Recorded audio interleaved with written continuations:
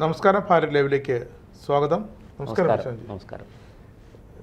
CPM-ൽ ഒരിക്കലും സംഭവിക്കില്ല എന്ന് ചില കാര്യങ്ങൾ സംഭവിച്ചുകൊണ്ടിരിക്കുന്നത്. പക്ഷേ അതിന് ഈ ഒരു കൂടിയ കാലതാമസം അല്ലെങ്കിൽ ജനത്തിന് വല്ലാതെ വൈകുന്നു, അല്ലെങ്കിൽ ആരെങ്കിലും ബോധ്യപ്പെടുത്താനായി ചെയ്യുന്നു, എന്തൊക്കെയോ ചെയ്ത് കാട്ടിക്കൂട്ടുന്നു, അതിൽ തെരഞ്ഞു പിടിച്ച് ആക്രമിക്കുന്നു. ചെയ്തോ എന്ന് ചോദിച്ചാൽ ചെയ്തു, ചെയ്തില്ലേ എന്ന് ചോദിച്ചാൽ ചെയ്തില്ല. അപ്പോൾ വേദനിച്ചോ? വേദനിച്ചില്ലേ? വേദനിച്ചില്ല. ഇല്ല. അപ്പോൾ അതാണ് ഇപ്പം എ പത്മകുമാറിനെ, അദ്ദേഹം മുൻ ദേവസ്വം ബോർഡ് പ്രസിഡന്റ് ആയിരുന്നു. 90 ദിവസം ജയിലിൽ കിടന്നു, സ്വർണ്ണക്കൊള്ള കേസിൽ ജയിലിൽ കിടന്നു. പക്ഷെ വിചാരണ തുടങ്ങാൻ പോകുന്നതേ ഉള്ളൂ. SIT കുറ്റപത്രം കൊടുത്തിട്ടില്ല, അതുകൊണ്ട് ജാമ്യം കിട്ടി. കാരണം SITക്ക് വളരെ സങ്കീർണമായൊരു പ്രക്രിയയാണിത്. കാരണം ഒരു പ്രതി മരിച്ചുകയും ചെയ്തു, അല്ലെ? മുരാരി ബാബു മരണപ്പെട്ടു പോയി. ശങ്കർദാസ് ഇപ്പോഴും ഗുരുതരമായ അവസ്ഥയിൽ കിടക്കുകയാണ്. അവരൊക്കെ വെറുതെ കുടുക്കി എന്നുകൊണ്ട് നമുക്ക് പറയാം. പക്ഷേ പ്രധാന കുറ്റപത്രം വന്നാലേ നമുക്ക് അറിയാൻ പറ്റുള്ളൂ. അതെ. അപ്പോൾ എന്തായാലും ഈ പത്മകുമാറിനെ ശബരിമല സ്വർണ്ണക്കൊള്ള കേസിൽ തങ്ങളാരും ഉൾപ്പെട്ടിട്ടില്ലെന്ന് CPM പറയുകയും പത്മകുമാർ എന്ന പത്തനംതിട്ട ജില്ലാ നേതാവിനെ അവിടെ നിന്ന് പാർട്ടിയിൽ നിന്ന് തൽക്കാലത്തേക്ക് സസ്പെൻഡ് ചെയ്യുകയും 1 വർഷത്തേക്ക് സസ്പെൻഡ് ചെയ്യുകയും ഒക്കെ ചെയ്ത ആ നടപടി, അത് ഈ സ്വർണ്ണക്കൊള്ള കേസിലാണോ ഈ ഒരു, അതോ എന്ത് വിളിച്ച് പറയും പത്മകുമാർ എന്നൊരു തോന്നൽ മനസ്സിൽ വന്നതുകൊണ്ടാണോ? വളരെ രസകരമാണ്. ഈ പത്തനംതിട്ട ജില്ലാ കമ്മിറ്റി അംഗം കൂടിയായ, ഇപ്പൊ ജില്ലാ സെക്രട്ടേറിയറ്റിലേക്ക് പ്രതീക്ഷിച്ചിരുന്നതാണ് അദ്ദേഹം. പക്ഷേ അത് വീണ ജോർജിനാണ് അത് നറുക്ക് വീണത്. നമ്മൾ മനസ്സിലാക്കേണ്ടത്, ഈ പത്തനംതിട്ട ജില്ല രൂപീകരിച്ച് CPIM-ന്റെ ജില്ലാ ഘടകം അവിടെ നിലവിൽ വന്നത് മുതൽ അവിടുത്തെ ഒരു അനിഷേധ്യനായ നേതാവാണ് പത്മകുമാർ. ഇല്ലെങ്കിൽ പിന്നെ ചുമ്മാ ദേവസ്വം ബോർഡ് പ്രസിഡന്റ് ഒന്നും ആകത്തില്ല. തിരുവിതാംകൂർ ദേവസ്വം ബോർഡ് എന്ന് പറയുന്നത് ഒരു വലിയ ചക്കരക്കുടം, അങ്ങനെയൊന്നും ആക്കിയതൊന്നുമല്ല. പത്മകുമാർ അടിയുറച്ച പാർട്ടിക്കാരൻ തന്നെ. പിന്നെ ഈ പാർട്ടി നേതാക്കൾക്ക് എല്ലാവർക്കും, അതായത് സംസ്ഥാന തലത്തിലുള്ള പല നേതാക്കൾക്കും, ഇന്നത്തെ പല കാരണഭൂതന്മാർക്കും, പല ഇരട്ടച്ചങ്കന്മാർക്കും ഒക്കെ ഈ പത്മകുമാറിനെ അങ്ങ് തള്ളിക്കളയാൻ കഴിയില്ല. തീർച്ചയായിട്ടും അങ്ങനെ തള്ളിക്കളഞ്ഞാൽ ആറന്മുള വിമാനത്താവളം അറിയാമല്ലോ, ഓർമ്മയുണ്ടല്ലോ, അതിൻ്റെ ശവക്കുഴി വരെ. ഇപ്പോൾ ആ പദ്ധതി അനുമതി നിഷേധിച്ചു, ഇനി അത് വരില്ല, ആറന്മുളയിൽ എന്തായാലും വിമാനത്താവളം വരില്ല എന്ന് ഉറപ്പായി. അത് കുഴിച്ചു മൂടിയതെല്ലാം പത്മകുമാർ പുറത്തെടുക്കും, ശവക്കുഴി തോണ്ടും. അതെ, KGS ഗ്രൂപ്പുമായിട്ട് CPM-ലെ സംസ്ഥാന തലത്തിലെ ഏതൊക്കെ നേതാക്കൾ ബന്ധപ്പെട്ടു, എന്തൊക്കെ ആനുകൂല്യങ്ങൾ കൈപ്പറ്റി, ഇങ്ങനെ ഒരുപാട് ചോദ്യങ്ങൾ അവിടെ ഉയരും. ഞാൻ പറയുന്നത് ഈ സമീപകാലത്ത് നടന്ന, അതായത് കഴിഞ്ഞ ഒരു 20 വർഷത്തിനിടയിൽ, ഏതാണ്ട് 2006-ലൊക്കെയാണല്ലോ ഈ ആറന്മുള വിമാനത്താവളത്തിൻ്റെ ഇത് തുടങ്ങുന്നത്. പിന്നെ മോഡി സർക്കാർ വന്നപ്പോഴത്തേക്കും പാരിസ്ഥിതിക അനുമതികളെല്ലാം റദ്ദാക്കി. അത് കുമ്മനം രാജശേഖരനാണ് ആറന്മുള വിമാനത്താവള വിരുദ്ധ സമരത്തിന് നേതൃത്വം കൊടുത്തത്. സുഗതകുമാരി ടീച്ചർ, അതുപോലെ സാഹിത്യ സാംസ്കാരിക നായകന്മാരെല്ലാവരും അണിനിരന്നു. അത് വലിയ പ്രക്ഷോഭമായി മാറി. സമയം പോലെ LDF എന്ത് ചെയ്തു? കാറ്റ് മാറി വീശുകയാണെന്ന് അറിഞ്ഞപ്പം CPIM-ഉം LDF-ഉം ആറന്മുള വിമാനത്താവള പദ്ധതിയിൽ നിന്ന് കൈയെടുത്തു. മറിച്ച് അതുവരെ ആറന്മുളയിൽ വിമാനത്താവളത്തിന് ഞങ്ങൾ അനുകൂലമാണ്, വികസനം വരണം, ക്ഷേത്രത്തിൻ്റെ കൊടിമരം മുറിക്കണമെങ്കിൽ മുറിക്കണം. കൊടിമരത്തിൽ മറ്റേ ഫ്ലഡ് ലൈറ്റൊക്കെ വെക്കുന്ന, അതിനകത്ത് മറ്റേ ഈ സിഗ്നൽ ലൈറ്റ് വെക്കുന്നതിനെ ചൊല്ലിയൊക്കെയാണല്ലോ പ്രശ്നം തുടങ്ങുന്നത്. അപ്പോഴാണ് ഈ ഹിന്ദു സംഘടനകൾ ഇതിനകത്ത് ഇടപെടുകയും ഈ ക്ഷേത്രത്തിൽ തൊടാൻ സാധിക്കില്ല എന്ന് പറഞ്ഞവർ രംഗത്ത് വരികയും, ഒപ്പം അതിൻ്റെ പിന്നാമ്പുറ കഥകൾ അപ്പോഴാണ് പുറത്തു വരുന്നത്. അപ്പോഴാണിത് റിയൽ എസ്റ്റേറ്റ് കച്ചവടമൊക്കെ ഇതിൽ നിന്ന് മനസ്സിലാകുന്നത്. എന്തായാലും ഇരിക്കട്ടെ, ഞാൻ പറഞ്ഞു വന്നത്, പത്മകുമാറിനെ തൊട്ടാൽ ഞാനൊരു ഉദാഹരണം പറഞ്ഞതാണ്. ആറന്മുള വിമാനത്താവളത്തിനെ കുഴിച്ചു മൂടിയ ആ ശ്മശാനത്തിൽ വീണ്ടും അതൊക്കെ കുഴിച്ച് അതിനകത്തുനിന്ന് പലതും പുറത്തെടുത്തിടും. അത് പലരുടെയും തലകൾ ഉരുളാൻ കാരണമായി തീരും. ചെറുവള്ളി എസ്റ്റേറ്റിൻ്റെ കച്ചവടം അടക്കം അതിപ്പോൾ ചെറുവള്ളി എസ്റ്റേറ്റ്, ഈ വിമാനത്താവളം ആറന്മുളയിൽ നടക്കില്ല എന്ന് മനസ്സിലായപ്പോഴാണ് ചെറുവള്ളി എസ്റ്റേറ്റിലേക്ക് കൊണ്ടുപോയത്. ചെറുവള്ളി എസ്റ്റേറ്റ് വാസ്തവത്തിൽ ആരതാണ്? അത് പാട്ടത്തിന് കൊടുത്ത ഭൂമിയാണ്. പാട്ടത്തിന് കൊടുത്ത ശരിക്കു പറഞ്ഞാൽ സർക്കാർ ഭൂമിയാണ്. ആ പാട്ടക്കാലാവധി തീരുന്നതിന് മുമ്പേ ഈ പാട്ടത്തിനെടുത്തയാൾ വ്യാജരേഖകൾ ഉണ്ടാക്കി അത് വിറ്റു.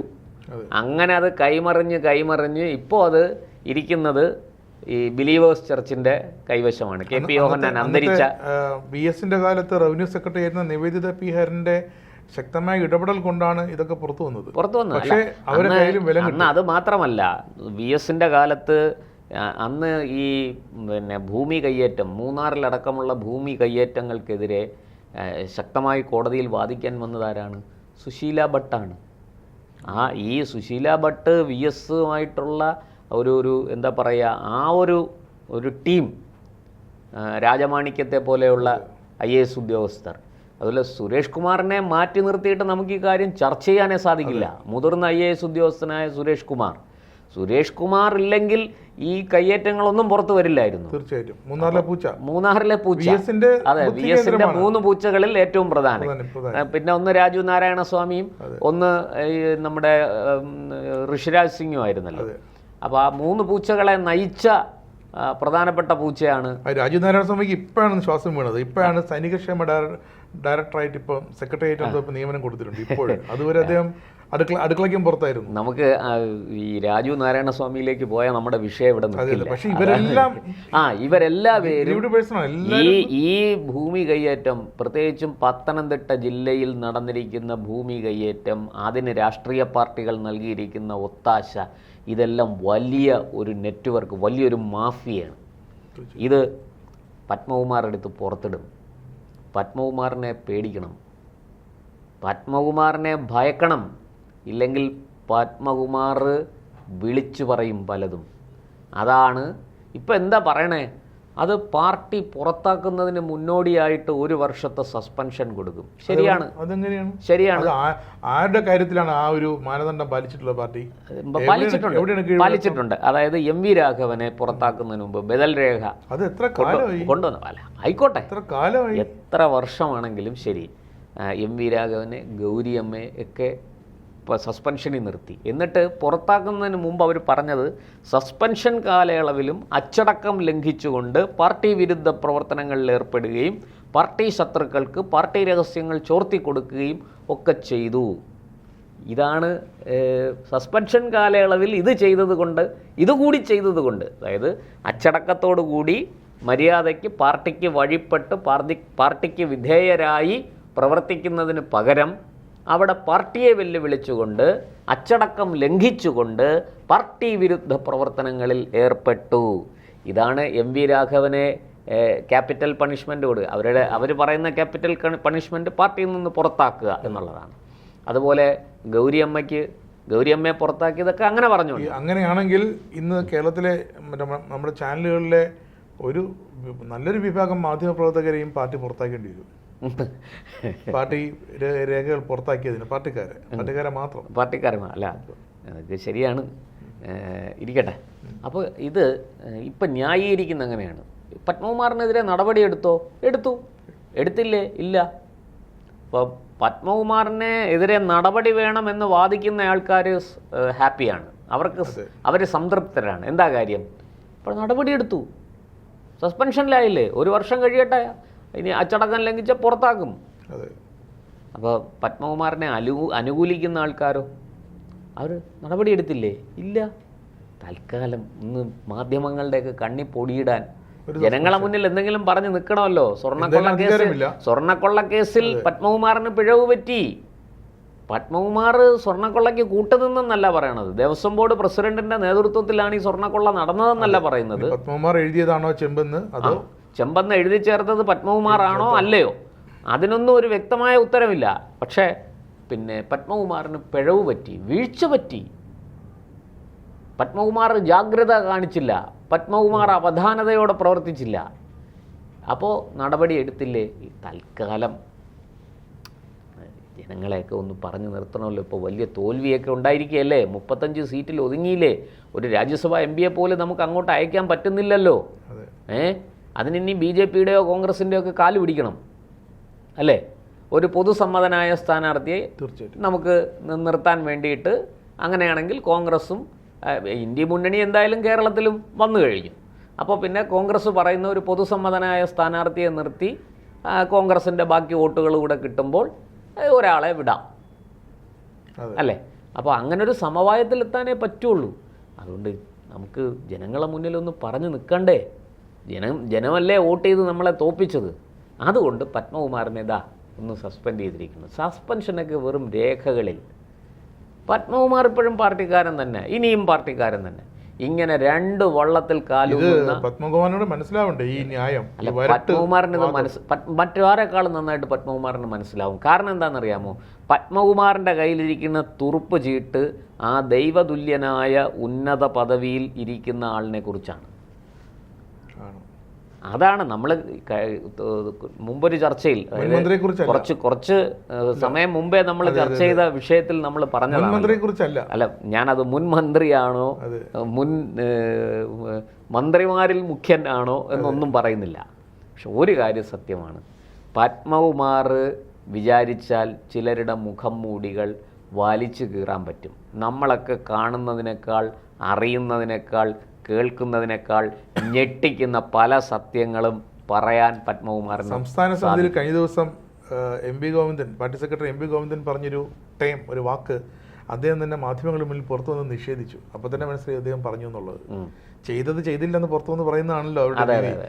അതായത് പിണറായിയെ പ്രതിപക്ഷ നേതാവ് സ്ഥാനത്ത് നിന്നും മാറ്റിയാൽ മറ്റാരെ വയ്ക്കുമെന്ന് താൻ ചോദിച്ചത്രേ. അതാണ് വാർത്ത വന്നത് മാധ്യമങ്ങളിൽ. ഞാനങ്ങനെ പറഞ്ഞിട്ടില്ല. അല്ല, അത് CPM-കാർ എന്നെങ്കിലും അവർ ചെയ്ത കാര്യം നോക്കൂ. ആറന്മുള വിമാനത്താവളത്തിൻ്റെ കാര്യം തന്നെ എടുക്കാം. അവിടെ CPM വളരെ കാലം കഴിഞ്ഞാണ് പറഞ്ഞത് പാർട്ടിക്ക് തെറ്റുപറ്റി. അപ്പൊ അതിന്റെ അർത്ഥം വിമാനത്താവളത്തിനെ അനുകൂലിച്ചു എന്നാണ്. വിമാനത്താവളം കയ്യിൽ നിന്ന് പോകുമെന്ന് മനസ്സിലായപ്പോഴത്തേക്ക് അല്ല, കയ്യിൽ നിന്ന് പോകുന്നു മാത്രമല്ല, അതിന്റെ പുറകിൽ വലിയ ഗൂഢാലോചനയുണ്ടെന്നും അതിന്റെ പുറകിൽ വലിയ അഴിമതി ഉണ്ടെന്നും ഒക്കെ വിവരങ്ങൾ പുറത്തു വന്ന് ജനങ്ങൾ അത് മുഴുവനും അറിഞ്ഞു. നമുക്കാണിത് ഗൂഢാലോചന, അഴിമതിയൊക്കെ. അവർക്കിത് അവർക്ക് വ്യാവസായിക ചർച്ചകളാണ്, ഡീലാണ്. അതെ, വ്യാവസായിക സംരംഭങ്ങൾ കൊണ്ടുവരുന്ന ചർച്ചകളാണ്. വലിയൊരു വിവാദം വരാൻ പോവുകയാണ്. അതിങ്ങനെ ഒന്ന് ബജറ്റ് വരെ ഒന്ന് കാത്തിരിക്കണം നമ്മൾ. അതായത് നമ്മുടെ VD സതീശൻ സർക്കാർ അധികാരത്തിലേറിയപ്പോൾ സതീശൻ പറഞ്ഞത് കേരളത്തിൽ 4 വിമാനത്താവളങ്ങളുണ്ട്. കേരളത്തിൽ ഏവിയേഷൻ ഹബ്ബാക്കാനുള്ള എല്ലാ സാധ്യതകളും സർക്കാർ നടപ്പിലാക്കും. അതായത് ഏവിയേഷൻ ഹബ്ബ്. അതിൻ്റെ അർത്ഥം ആറന്മുള സജീവമാണെന്നാണ്. ആറന്മുള വിമാനത്താവളം ഒരു എയർ സ്ട്രിപ്പായിട്ടെങ്കിലും അത് അവരെ കൊണ്ടുവരും. അല്ല, ഞാൻ ആ കാര്യത്തിൽ എനിക്ക് അറിയുന്ന ഒരു വിഷയം പറയാം. ആറന്മുളയിൽ അങ്ങനെ ഒരു എയർ സ്ട്രിപ്പ് പോലും വരാനുള്ള അനുമതി കേന്ദ്ര സർക്കാർ അനുമതി കൊടുക്കണമല്ലോ. പാരിസ്ഥിതിക അനുമതി തുടങ്ങിയ ഒരുപാട് അനുമതികൾ വേണം. വനം വകുപ്പിൻ്റെ ശബരിമലയ്ക്ക് വേണ്ടി ഒരെണ്ണം നോക്കുന്നുണ്ടോ? അല്ല, ശബരിമലയ്ക്ക് വേണ്ടി ഇനി എന്ത് നോക്കിയാലും അത് ആറന്മുളയിൽ വരില്ല. ആറന്മുളയിൽ ഇനി അങ്ങനൊരു കാര്യം നടക്കില്ല എന്നുള്ളത് വ്യക്തമാണ്. ഇരിക്കട്ടെ, നമുക്കത് മറ്റൊരു വലിയ വിഷയമാണ്, നമുക്ക് ചർച്ച ചെയ്യണം. അത് ഈ ചെറുവള്ളി എസ്റ്റേറ്റുമായി ബന്ധപ്പെട്ട വിഷയത്തിൽ നമുക്കത് പറയാം. പക്ഷെ ഇപ്പോൾ ഇവിടെ ഈ ദൈവതുല്യൻ ഉന്നത പദവിയിൽ ഇപ്പോഴും വിരാജിക്കുന്ന ആ വ്യക്തിക്ക് വേണ്ടിയിട്ടാണ് പത്മകുമാറിനെ താൽക്കാലികമായിട്ട് നടപടിയെടുത്തു എന്ന് വരുത്തി തീർത്ത് സസ്പെൻഡ് ചെയ്ത് മാറ്റി നിർത്തിയിരിക്കുന്നു. ഒട്ടും ദാക്ഷിണ്യമില്ലാത്ത പരമകാരുണികനായ ദൈവതുല്യനായ നേതാവ്. പക്ഷെ ദാക്ഷിണ്യം ഒട്ടുമില്ല. പക്ഷേ നേതാവ് വെള്ളത്തിലാവുമ്പോൾ നേതാവ് കൈകാലിട്ടടിക്കും, ബിനീഷ് കോടിയേരിയെ വിളിക്കും, P. ജയരാജനെ വിളിക്കും, ഒക്കെ വിളിക്കും. അവരെല്ലാം അണിനിരത്തും. അതാണ് അതിൻ്റെ ഒരു പ്രത്യേകത. ഇരിക്കട്ടെ, നമുക്ക് എന്തായാലും ഒരു കാര്യം നമുക്ക് വ്യക്തമായിട്ട് ഉറപ്പിച്ചു പറയാം. പത്മകുമാറിനെ ആരൊക്കെയോ ഭയപ്പെടുന്നുണ്ട്. ആരും തൊടില്ല, അല്ലേ? പത്മകുമാറിനെ അത്ര പെട്ടെന്നൊന്നും ആരും തൊടില്ല. ഇനിയിപ്പോൾ അല്ലെ, 1 വർഷത്തേക്ക് സസ്പെൻഷനിൽ ഇങ്ങനെ നിർത്താം. അപ്പോൾ പത്മകുമാറിൻ്റെ അടുത്ത് കേസ് കഴിയട്ടെ. അപ്പോൾ അതിനൊക്കെ പറയുന്ന ഈ സോഷ്യൽ മീഡിയ ഹാൻഡിലുകളിൽ ഓരോരുത്തർ വന്ന് ന്യായീകരിക്കുന്ന പത്മകുമാർ കുറ്റവാളിയാണെന്ന് ഉറപ്പിച്ചോ? കുറ്റവാളിയാണെങ്കിൽ പത്മകുമാറിനെ പുറത്താക്കാം, ക്യാപിറ്റൽ പണിഷ്മെൻറ്റ് കൊടുക്കാം പത്മകുമാറിന്. ഇന്നോവ മാഷാ അള്ളാ സ്റ്റിക്കർ ഒട്ടിച്ച ഇന്നോവ പത്തനംതിട്ടയിലെത്തും, 51 വെട്ട് വെട്ടി പത്മകുമാറിനെ ക്യാപിറ്റൽ പണിഷ്മെൻറ്റ് കൊടുക്കാം. പക്ഷേ പത്മകുമാർ കുറ്റവാളിയാണെന്ന് ഇപ്പോഴും ഉറപ്പുണ്ടോ? കേസ് കോടതിയിലിരിക്കുന്നതേ ഉള്ളൂ. കോടതിയാണ് പറയേണ്ടത്. നോക്കൂ, ഈ കോടതികളെയൊക്കെ ഒരു കാലത്ത് CPM ബൂർഷ്വാ കോടതികളെന്നാണ് വിളിച്ചുകൊണ്ടിരുന്നത്. അവർക്കെതിരെ വിധി പറയുമ്പോൾ അവരുടെ തെറ്റുകുറ്റങ്ങളെ കോടതി വിമർശിക്കുമ്പോൾ കോടതികളെല്ലാം ബൂർഷ്വാ കോടതികളാണ്. ആവശ്യം വരുമ്പോൾ ഈ കോടതിയെ എടുത്ത് ഉപയോഗിക്കും. അതായത് പരമോന്നത നീതിപീഠം മുതൽ ഹൈക്കോടതി മുതൽ ഇങ്ങോട്ടുള്ള എല്ലാ കോടതികളെയും അവരുടെ ആവശ്യത്തിന് അവർ ഉപയോഗിക്കും. അവരെ വിമർശിച്ചാൽ, അവരെ കുറ്റപ്പെടുത്തിയാൽ, അവരെ ശിക്ഷിച്ചാൽ അതുടനെ ബൂർഷ്വാ കോടതിയായി, അത് മുതലാളിത്തത്തിൻ്റെ നീരാളിപ്പിടുത്തമായി, പിന്നെ ഇന്ത്യൻ ജുഡീഷ്യറിയെ മുതലാളിത്തം വിഴുങ്ങി, ഇങ്ങനെയൊക്കെയുള്ള ഒരുപാട് താത്വികമായ അവലോകനങ്ങൾ നമുക്ക് കേൾക്കാൻ കഴിയും. അപ്പം ഇവിടെയും അത്രയൊക്കെ ഉള്ളൂ സത്യത്തിൽ. ഈ പറഞ്ഞതുപോലെ കേസിൻ്റെ വിധി വരുന്നത് വരെ എന്ന് പറഞ്ഞാണ് ഇപ്പോൾ നിൽക്കുന്നത്. ഈ ന്യായീകരണങ്ങളെല്ലാം ഞാൻ പറയുന്നത് ഇതെല്ലാം സൈബർ ഇടങ്ങളിലുള്ളതാണ്. CPM-ൻ്റെ സൈബർ ഇടങ്ങളിൽ CPM-നുള്ളിൽ തന്നെ രണ്ട് ചേരിയായിട്ട് നിന്ന് ഒന്ന് അനുകൂലിച്ചും ഒന്ന് പ്രതികൂലിച്ചും ഈ വിഷയത്തെ കൈകാര്യം ചെയ്യുന്നു, ചർച്ച ചെയ്യുന്നു. അത് സത്യത്തിൽ അത് വളരെ രസകരമാണ് കേട്ടോ. നമുക്ക് വായിക്കാനും മനസ്സിലാക്കാനും ഇതുപോലുള്ള സംഭവങ്ങൾ നടക്കുമ്പോഴേ ഈ ഭരണതലത്തിലുള്ള ഒരു രാഷ്ട്രീയ നേതൃത്വം പറയുന്നത് കേട്ട് ഉദ്യോഗസ്ഥർ കിടന്ന് ചാടും.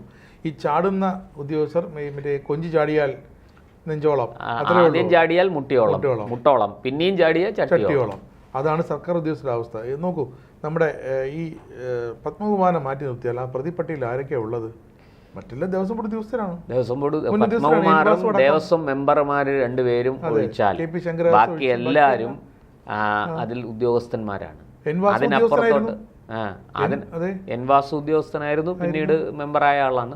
അല്ല, ഞാൻ പറയുന്നത് അതിനപ്പുറത്തേക്ക് പത്മകുമാറിന് മുകളിലേക്ക് അന്വേഷണം പോയിട്ടില്ല. അതുകൊണ്ട് തന്നെ പത്മകുമാറിന്റെ കയ്യിലാണ് കടിഞ്ഞാണിരിക്കുന്നത്. ജില്ലാ കമ്മിറ്റി അംഗത്തിന് മേലോട്ട് അന്വേഷിക്കാനുള്ള ആർജവം SIT-ക്കില്ല. SIT അതൊന്നും SIT അവിടുന്ന് AKG സെന്ററിൽ നിന്ന് പറയും. അതനുസരിച്ചാണ് SIT കാര്യങ്ങൾ ഇത് ചെയ്ത് പത്രസമ്മേളനം നടത്തി വിവരങ്ങൾ പറയുന്നത്, കോടതിയിൽ റിപ്പോർട്ട് കൊടുക്കുന്നതൊക്കെ. അതിനപ്പുറത്തോട്ട് SIT-ക്ക് ഒരു പണിയും അതിനകത്ത് എടുക്കാനില്ല. ഈ അലക്കി തേച്ച യൂണിഫോം അതിൻ്റെ ചുളിവ് വീഴാതെ മിണ്ടാതെ എവിടെയെങ്കിലും ഇരിക്കുക. കാര്യങ്ങൾ അവർ പറയും, അവരെഴുതി തരും, അതങ്ങോട്ട് കൊടുത്താൽ മതി. ഇതാണ് നടന്നിരിക്കുന്നത്. എന്തായാലും അതവിടെ നിൽക്കട്ടെ. പക്ഷെ ഒരു കാര്യം വ്യക്തമാണ്, ജില്ലാ കമ്മിറ്റിക്ക് മുകളിലേക്ക് അന്വേഷണം പോയിട്ടില്ല. അങ്ങനെ പോയാൽ പത്മകുമാറിന് പലതും പറയാനുണ്ട്. അത് പത്മകുമാർ പറയും. അത് പുറത്തു വന്നാൽ പലരുടെയും തലകൾ ഉരുളും. പല ഉന്നതന്മാരും ദൈവതുല്യരും കാരണഭൂതന്മാരും ഇരട്ടച്ചങ്കന്മാരും ഒക്കെ പെട്ടുപോകും. അത് കൃത്യമായിട്ട് അറിയുന്നത് കൊണ്ടാണ് ഈ കയ്യാലപ്പുറത്തിരിക്കുന്ന തേങ്ങ എന്ന് വെച്ചാൽ, ഈ തേങ്ങ അപ്പുറത്തോട്ടും വീഴാം ഇപ്പുറത്തോട്ടും വീഴാം. എൻ്റെ പറമ്പിലും വീഴാം, രാജേഷിൻ്റെ പറമ്പിലും വീഴാം. നമ്മുടെ അതിരിലാണ് ഈ കയ്യാല ഇരിക്കുന്നത്. പഴയ കാലത്ത് പറയുന്നത്, ഇന്നത്തെ നമ്മുടെ മതിൽ എന്ന് പറയുന്നത് പണ്ട് ഈ മണ്ണ് കൊണ്ടുണ്ടാക്കുന്ന ഒരു ചുവര്. നമ്മളിത് മെയ് 9 വരെ ഇതാണ് പറഞ്ഞുകൊണ്ടിരുന്നത്. മെയ് 9 മുമ്പ് LDF സർക്കാരായിരുന്നു. മെയ് 9 ശേഷം ഒരു ടെക്നിക്കലി പിന്നെ UDF സർക്കാർ വന്നു. നമ്മൾ അന്ന് പറഞ്ഞ അതേ കാര്യങ്ങൾ ഇപ്പോഴും പറയുകയാണ്. ഒരു ജില്ലാ കമ്മിറ്റിക്ക് അപ്പുറത്തേക്ക് അന്വേഷണം പോയില്ല, ഇനി നമുക്ക് പോകില്ല എന്ന് പറയേണ്ടില്ല. എന്തൊക്കെയോ ധാരണകളുണ്ട്. അല്ലെങ്കിൽ തന്നെ SIT-ക്ക് ഈ പുതിയ സർക്കാർ വന്ന ശേഷം ആഭ്യന്തരമന്ത്രി ആയിട്ട് രമേശ് ചെന്നിത്തല വന്ന ശേഷം വേണ്ട 1 മാസം ആകുന്നു, അല്ലെ? 1 മാസം ആകാൻ പോകുന്നു. 3 ആഴ്ച കഴിഞ്ഞു. എന്തുകൊണ്ട് ഇതിൽ ഒരു പ്രതിയെ കൂടി അറസ്റ്റ് ചെയ്തിട്ട് അവർക്ക്? അല്ല, അത് നടക്കില്ലെന്നേ. അതിൻ്റെതായ കാരണങ്ങൾ അതിനകത്തുണ്ട്. വരട്ടെ, അത് വിശദമായിട്ട് നമുക്ക് ചർച്ച ചെയ്യാം. പക്ഷെ ഇപ്പോഴത്തെ ഇത് നമ്മുടെ വിശകലനത്തിൽ നമുക്ക് പറയാനുള്ളത്, ഒരു കാരണവശാലും പത്മകുമാറിനെ വിട്ടൊരു കളി CPM സംസ്ഥാന കമ്മിറ്റി നടത്തില്ല. എന്തുകൊണ്ടെങ്കിലും നിഷേധിക്കും. അതെ.